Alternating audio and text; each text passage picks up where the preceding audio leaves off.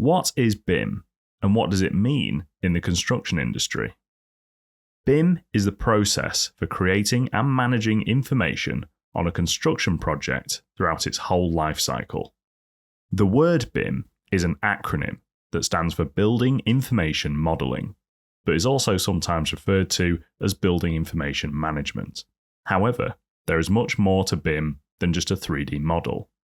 Used correctly, BIM should be an integral part of the project, from concept to the decommissioning of the building, also known as cradle to grave. BIM helps share graphical and non-graphical information on all assets within a project to the stakeholders. The graphical information, represented by the letter M within the acronym of BIM, and the non-graphical information, represented by the letter I.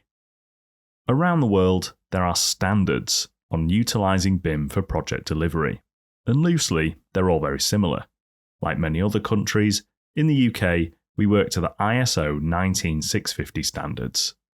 Within ISO 19650, there is an asset lifecycle diagram, which illustrates how BIM contributes to managing the building/asset lifecycle. Finally, BIM projects are hosted on a platform known as a CDE, a Common Data Environment. And we'll go into more detail on this, the asset lifecycle diagram, and ISO 19650 in the next few videos. So now we have a basic understanding of what BIM is. We've learned the various definitions of BIM.